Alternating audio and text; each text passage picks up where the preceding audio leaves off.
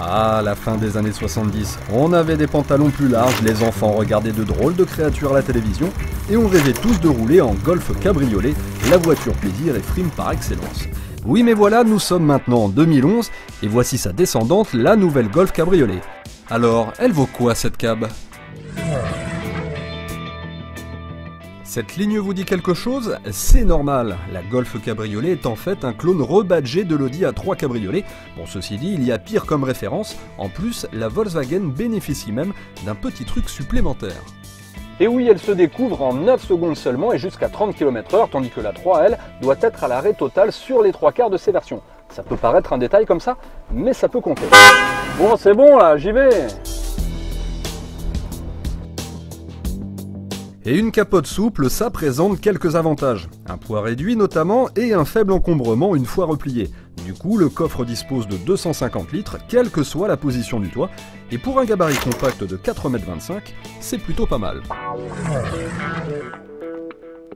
À bord, assez sobre, comme d'habitude chez Volkswagen, et encore notre modèle dispose d'une magnifique sellerie cuir blanc pétant. Les places arrière sont accueillantes, même pour des adultes, et les finitions sont irréprochables, bref, on est bien dans une Golf. Et maintenant voici le détail qui tue dans cette Golf cabriolet, tiens, regarde par là.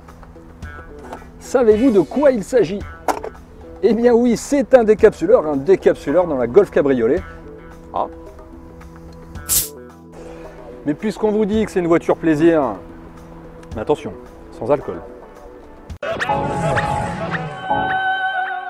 La Golf cabriolet peut être équipée au choix de motorisation essence ou diesel. Comme il serait dommage d'entendre les claquements d'un TDI une fois la capote pliée, nous avons opté pour le bloc TSI de 160 chevaux. C'est actuellement le plus puissant de la gamme, et pourtant...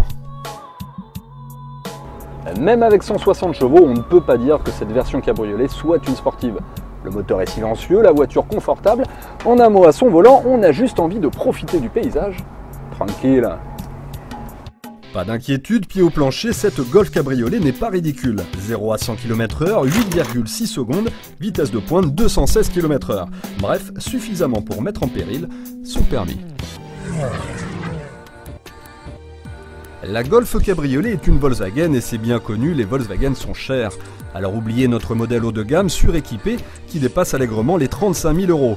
Heureusement, la gamme débute à 24 390 € avec le petit essence 1 litre de TSI de 105 chevaux. Alors bien sûr, pour ce prix ou à peine plus, vous pouvez disposer d'une Peugeot 308 ou d'une Renault Mégane à toit rigide repliable. Après, c'est une affaire de goût.